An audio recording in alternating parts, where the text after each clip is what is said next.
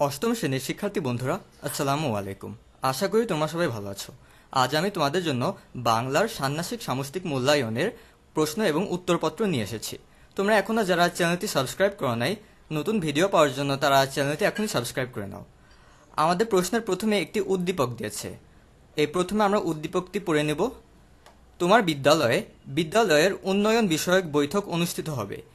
এই বৈঠকে সকল শিক্ষক, শিক্ষার্থী ও অভিভাবক একত্র হয়ে শিক্ষার্থীদের নানা প্রয়োজন এবং বিদ্যালয়ের নানা সমস্যা ও সম্ভাবনা নিয়ে আলোচনা করবেন। এই আলোচনাকে সামনে রেখে শিক্ষার্থীদের কাছ থেকে লিখিত মতামত ও চাহিদা বা দাবি আহ্বান করা হচ্ছে। বৈঠকে শিক্ষার্থীদের নানা বিষয়ে নিজেদের ভাবনা ও মতামত প্রকাশের সুযোগ থাকবে। একই দিনে বিদ্যালয়ের সকল শিক্ষার্থীকে নিয়ে দেওয়াল পত্রিকা উন্মোচন করা হবে। দেওয়াল পত্রিকায় প্রকাশের জন্যও শিক্ষার্থীদের কাছ থেকে সৃষ্টিশীল লেখা আহ্বান করা হচ্ছে। কাজ ক, জোড়ায় আলোচনা করে নিচের কাজগুলো করো। 1 নম্বর, বৈঠকের সামনে রেখে এবং বৈঠকের দিনকে কেন্দ্র করে পাশের সহপাঠীর সাথে আলোচনা করে নিচের কার্যক্রমগুলো অনুসরণ করো, এরপর খাতায় লেখো। আমাদের এখানে 3টি প্রশ্ন দিয়েছে। প্রথম কোয়েশ্চেনটা হচ্ছে, তোমার বিদ্যালয়ের বিভিন্ন প্রয়োজন বা সমস্যা খুঁজে বের করতে হবে। আমরা এই প্রশ্নের উত্তরে চলে যাচ্ছি। তো আমাদের বিদ্যালয়ের কিছু সমস্যা এবং প্রয়োজন যা আমরা সচরাচর দেখতে পাই, সেগুলো হচ্ছে 1 নম্বর, বুলিং অথবা র্যাগিং; 2 নম্বর, পড়াশোনা নিয়ে সমস্যা; আর 3 নম্বর, শিক্ষার্থীদের নিরাপত্তা। তারপরে কোয়েশ্চেন হচ্ছে, এসব প্রয়োজন বা সমস্যা নিয়ে কার কার সাথে যোগাযোগ করা যায় তার একটি তালিকা করতে হবে। উত্তর, শিক্ষক এবং গাইডেন্স কাউন্সিলর। এগুলি প্রায়শই সহায়তার প্রথম লাইন। তারা উপদেশ দিতে পারে, সমস্যা উৎসের সাথে হস্তক্ষেপ করতে পারে এবং আপনাকে অন্যান্য সংস্থানগুলির সাথে সংযুক্ত করতে পারে। প্রিন্সিপাল বা ভাইস প্রিন্সিপাল।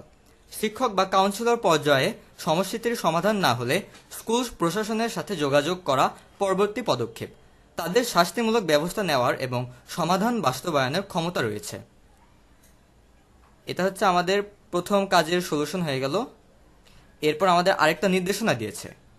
কাজগুলো করতে গিয়ে কোন বিষয়গুলো তুমি নিজে খুঁজে পেয়েছো আর কোনগুলো আলোচনার মাধ্যমে উঠে এসেছে তা উল্লেখ করতে হবে। প্রয়োজনে আলাদা ছক ব্যবহার করা যেতে পারে।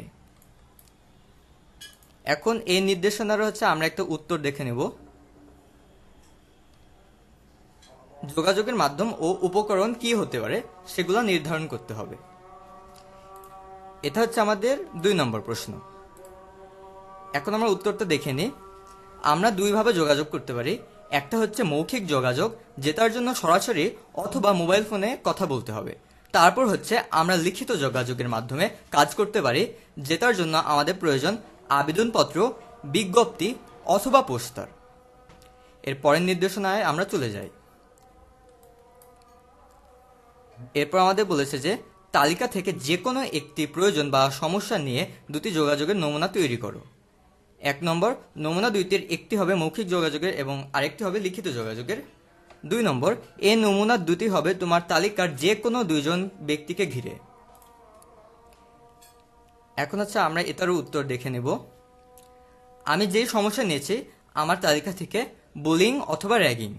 নমুনা 1, আমার বন্ধু সাদমান কিছুদিন আগে বুলিংয়ের শিকার হয়েছে, তাই সে শ্রেণী শিক্ষকের কাছে সরাসরি এই বিষয়টি জানায়। নমুনা 2, আমার বন্ধু ইমন ও একই সমস্যায় নিয়ে ভুগছে, তাই সে প্রধান শিক্ষকের কাছে একটি আবেদনপত্র লেখে যেখানে সে উল্লেখ করেছে তার সমস্যার ব্যাপারে। আমি আমার সহপাঠীদের কাছ থেকে এই নমুনা তৈরি করার জন্য সব ধরনের সহযোগিতা পেয়েছি। এখানে হচ্ছে আমরা একটা এক্সট্রা লাইন দেখতে পাচ্ছি। এখানে আমাদের আরেকটা নির্দেশনা দিয়েছে যে আমাদের কাছে জিজ্ঞেস করেছে যে তুমি তোমার সহপাঠীদের কাছ থেকে তুমি কোনো ধরনের সহযোগিতা নিয়েছে, যদি নিয়ে থাকো তাহলে এখানে তুমি উল্লেখ করো। এখানে হচ্ছে আমরা উল্লেখ করে দিয়েছে। এখন আমরা 2 নম্বর কাজে চলে যাই।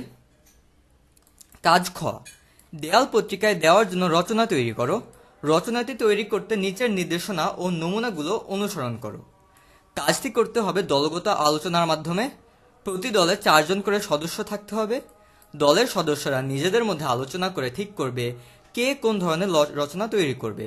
তবে প্রতিটি দলই বিভিন্ন ধরনের রচনার নমুনা থাকতে পারে। রচনার কাঠামো ও বিষয়বস্তু নিয়ে এবং নতুন নতুন ধারণা নিয়ে আলোচনা করা যাবে।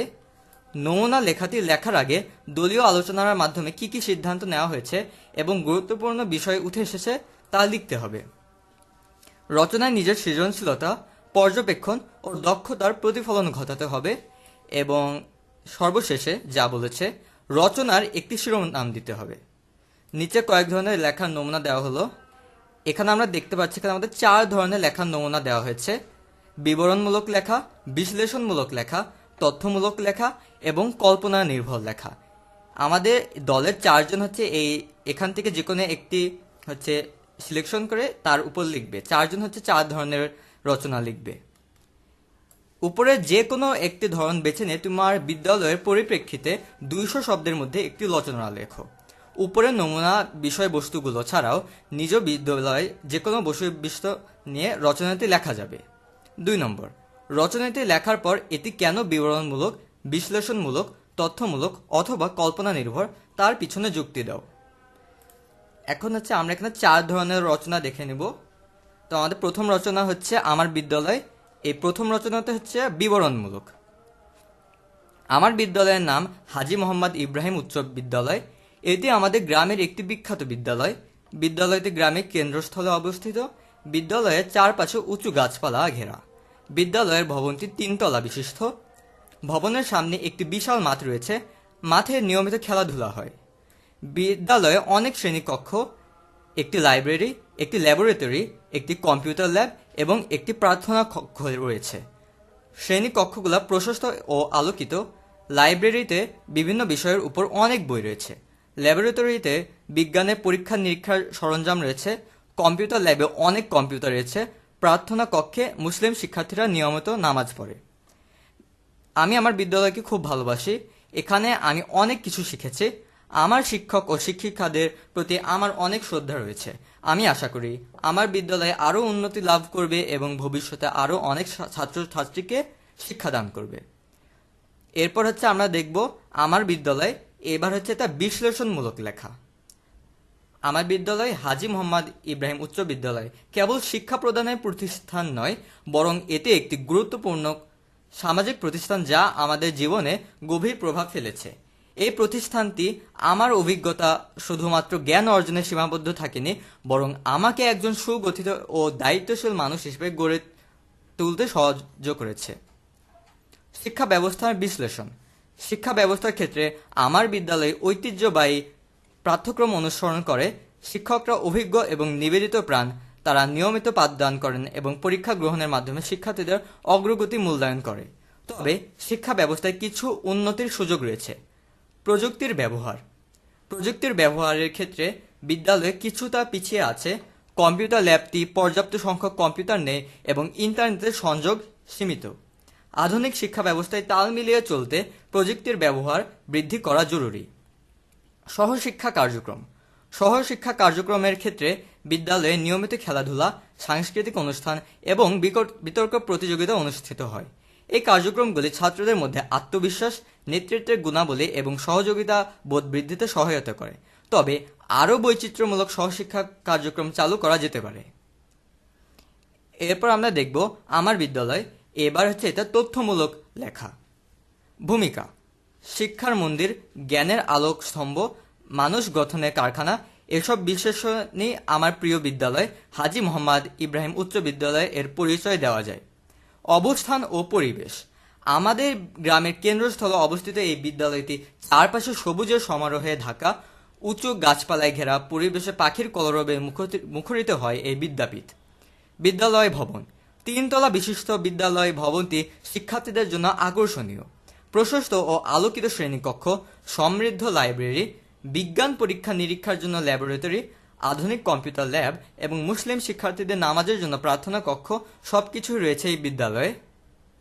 শিক্ষা কার্যক্রম শুধুমাত্র পাঠ্যপুস্তকের জ্ঞান সীমাবদ্ধ করা রাখেনি। এখানে নিয়মিত সাংস্কৃতিক অনুষ্ঠান ও খেলাধুলার প্রতিযোগিতার মাধ্যমে শিক্ষার্থীদের সৃজনশীল ও বিকশিত করা হয়। উপসংহার। হাজী মোহাম্মদ ইব্রাহিম উচ্চ বিদ্যালয় কেবল একটি শিক্ষা প্রতিষ্ঠান নয়, এটি একটি আশার আলো। আমি আশা করি এই বিদ্যালয়ে আরও উন্নতি লাভ করে ভবিষ্যতে আরও অনেক ছাত্রছাত্রীকে শিক্ষা ও জ্ঞান লাভ করবে। আমার বিদ্যালয় কল্পনা রঙে, এটা হচ্ছে শিরোনাম। এইবার হচ্ছে এটা আমাদের সর্বশেষ রচনা, যেতে হবে হচ্ছে আমাদের কল্পনা নির্ভর লেখা। আমার বিদ্যালয় নামে এক অসাধারণ জায়গা।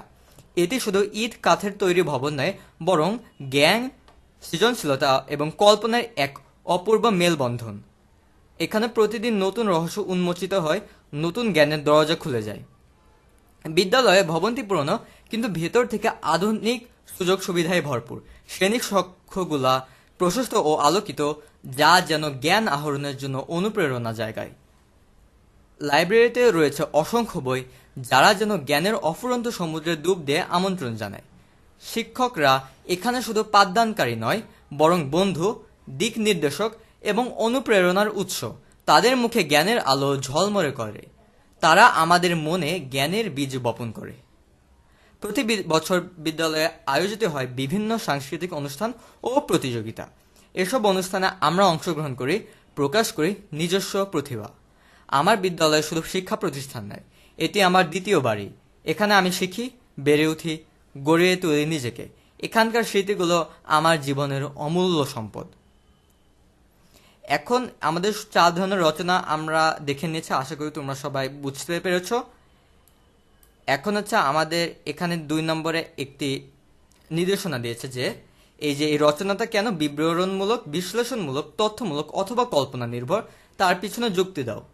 এখন তোমরা নিজেদের মধ্যে এই 4টি রচনার মধ্যে যে কোনো একটি সিলেকশন করে এখান থেকে তোমরা যুক্তি দেখে নেব। তো প্রথমে আমরা বিবরণমূলক রচনার যুক্তিতে দেখে নেব। যুক্তি: রচনাটি বিদ্যালয়ের অবস্থান, পরিবেশ, ভবন, শ্রেণীকক্ষ, লাইব্রেরি, ল্যাবরেটরি, কম্পিউটার ল্যাব, প্রার্থনা কক্ষ, শিক্ষক শিক্ষিকা ইত্যাদি সম্পর্কে তথ্য সরবরাহ করেছে। লেখক বিদ্যালয় সম্পর্কে তার ব্যক্তিগত অভিজ্ঞতা ও অনুভূতিও ভাগ করে নিয়েছেন। এখানে লেখক বলতে তুমি নিজেকে বুঝাবা। রচনায় কোনো বিশ্লেষণ বা মতামত উপস্থাপন করা হয়নি এবং তথ্যগুলো সুনির্দিষ্ট ও বাস্তব ঘটনা ভিত্তিক। দ্বিতীয় রচনা হচ্ছে বিবরণমূলক।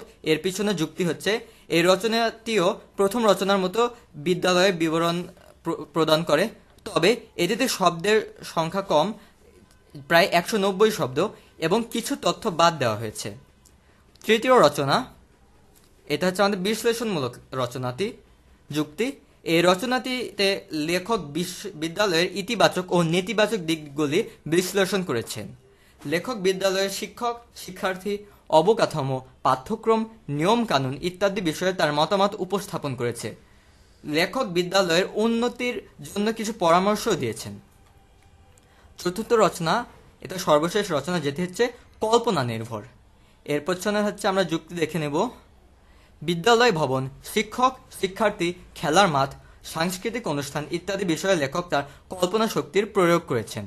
রচনাটিতে কোনো বাস্তব ঘটনা বা তথ্য উপস্থাপন করা হয়নি। এতে ছিল আমাদের হচ্ছে সর্বশেষ রচনার যুক্তি।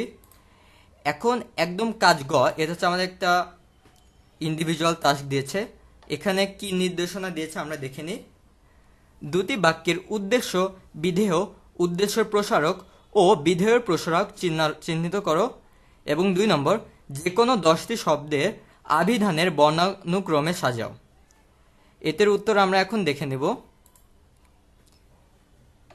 আমাদের এখানে প্রথম যে বাক্য রয়েছে সেটা হচ্ছে বিদ্যালয় ভবন, শিক্ষক, শিক্ষার্থী, খেলার মাঠ, সাংস্কৃতিক অনুষ্ঠান ইত্যাদি বিষয়ে লেখক তার কল্পনা শক্তির প্রয়োগ করেছেন। এখন এটা হচ্ছে আমাদের প্রথম বাক্য, এবং দ্বিতীয় বাক্যটি হচ্ছে রচনাটিতে কোনো বাস্তব ঘটনা বা তথ্য উপস্থাপন করা হয়নি। এই দুইটি হচ্ছে তোমরা তোমাদের ফ্রেন্ডদের সঙ্গে তোমরা আলোচনা করে লিখবে। তারপরে আছে যে কোনো 10টি শব্দের আভিধানের বর্ণানুক্রমে সাজাও। এখন আমরা আগে এই আভিধানের বর্ণানুক্রম দেখে নেব। আমাদের আভিধানের বর্ণানুক্রমে প্রথম 10টি শব্দ হচ্ছে, এই বাক্য থেকে আমরা নিব। এই রচনাটি একটি বিশ্লেষণমূলক রচনা, কারণ এটি বিদ্যালয় সম্পর্কে বিভিন্ন দিক বিশ্লেষণ করে। এটা হচ্ছে আমাদের বাক্যের আভিধানিক বর্ণানুক্রম। এরপর আছে আমাদের 2টি বাক্যের উদ্দেশ্য, বিধেয়, উদ্দেশ্য প্রসারক ও বিধেয়ের প্রসারক চিহ্নিত করো। আমাদের প্রথম বাক্যটি হচ্ছে বিদ্যালয় ভবন, শিক্ষক, শিক্ষার্থী, খেলার মাঠ, সাংস্কৃতিক অনুষ্ঠান ইত্যাদি বিষয়ে লেখক তার কল্পনা শক্তির প্রয়োগ করেছেন। এখানে হচ্ছে আমার উদ্দেশ্য হচ্ছে এইটুকু, বিদ্যালয় ভবন, শিক্ষক, শিক্ষার্থী, খেলার মাঠ, সাংস্কৃতিক অনুষ্ঠান, আর আমার বিধেয় হচ্ছে এই অংশটুকু।